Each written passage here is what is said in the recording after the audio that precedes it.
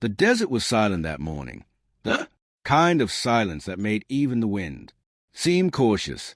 Miles away from the nearest outpost, the sun had not yet risen, and shadows stretched across the jagged terrain.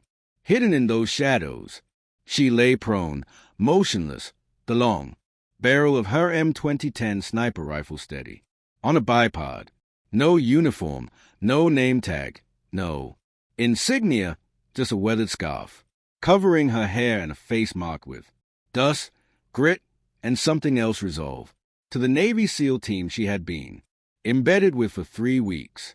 She was just Raven. No one knew her real name, and she gave nothing away.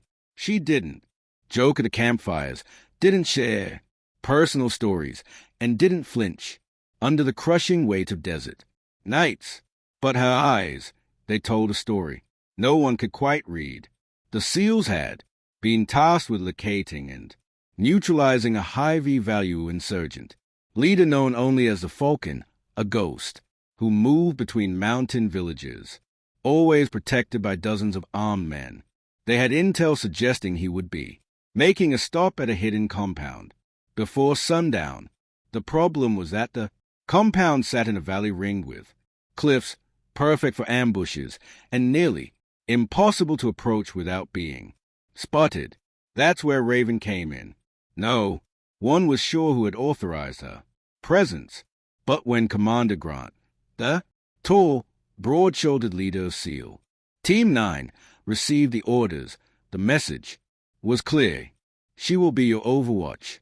Grant didn't like unknowns. What's your training background? He'd asked her the first night. She just looked at him, unblinking, and said, I hit what I aim at.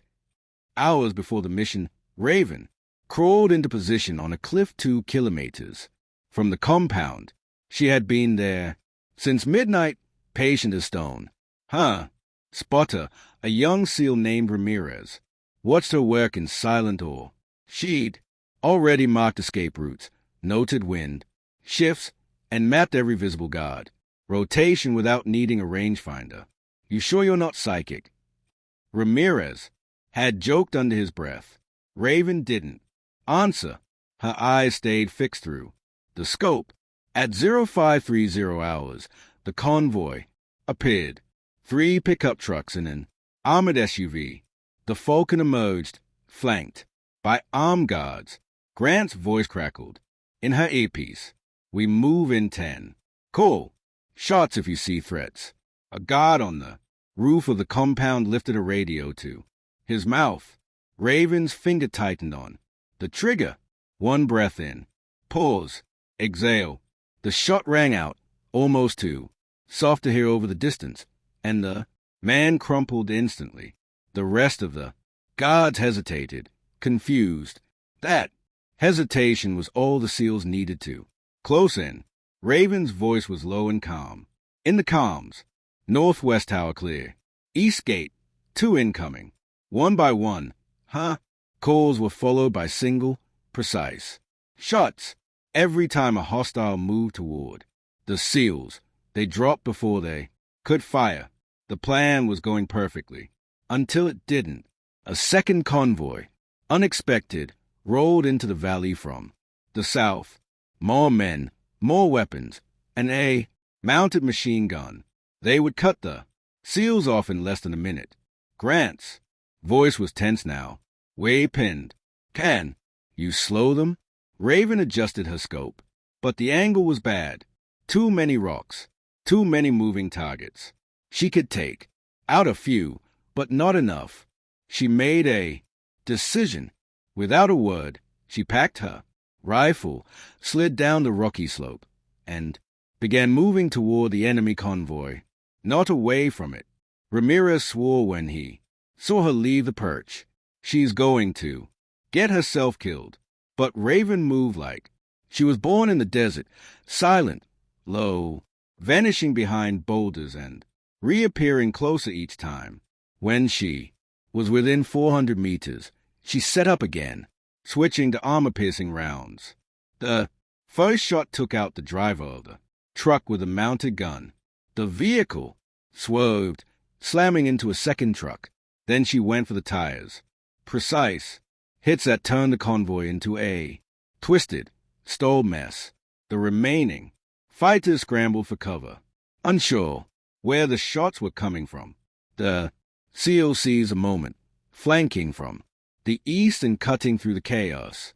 The Falcon tried to escape in the confusion, sprinting toward a side exit.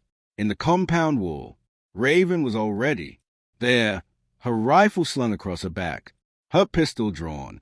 He froze when he saw. She didn't shout, didn't threaten. She just stepped forward, eyes locked on his, and whispered something in a language Grant didn't understand. The man's shoulders sagged, and he dropped his weapon. When the SEALs arrived, seconds later, they found the Falcon, kneeling, hands raised, while Raven stood behind him like a shadow. By 08:30 hours, the team was on the chopper. Mission accomplished. Grant sat across from Raven, studying her, dust-streaked, her scarf. Her hands were steady, and her expression unreadable. "You saved my men today," he finally said, "and you didn't even have to be here." She looked at him for the first time with something like a faint smile. Some battles choose you. When they landed at base, the SEALs began unloading gear. Grant stepped forward, stopped her before she could disappear, and without hesitation snapped a salute. Every man in the unit froze. Saluting civilian was unheard of, but Grant didn't care. "No rank, no name," he said quietly, "but you've earned the respect of this team." She inclined her head in acknowledgement, then turned and walked away into the heat, leaving nothing but questions in her wake. Weeks later, in a secure briefing room in Virginia, Commander Grant was debriefed by an intelligence officer. "She's not one of ours?" Grant asked. The officer shook his head. "Not officially. She worked as a liaison for coalition forces. Years ago, lost her husband and brother. In the same week, both killed by the Falcon's men. She disappeared after that." Grant sat back, the pieces falling into place. "She trained herself," the officer continued, "lived off the grid. Word in certain circles is that she's taken down cartel lieutenants, insurgent leaders, and warlords across 3 continents, all pro bono." "Why?" The officer's eyes were cold. "Because she believes justice isn't bound by uniforms or flags. She doesn't care about recognition. She just cleans up the mess. Others can't." Months later, Grant received a plain envelope with no return address. Inside was a single photograph, a rooftop in another war-torn city, and, in the distance, a lone figure in a scarf, rifle in hand. On the back, in careful handwriting, were 4 words, "One less to worry." Grant stared at it for a long time before tucking it into his desk drawer. Somewhere out there, Raven was still watching.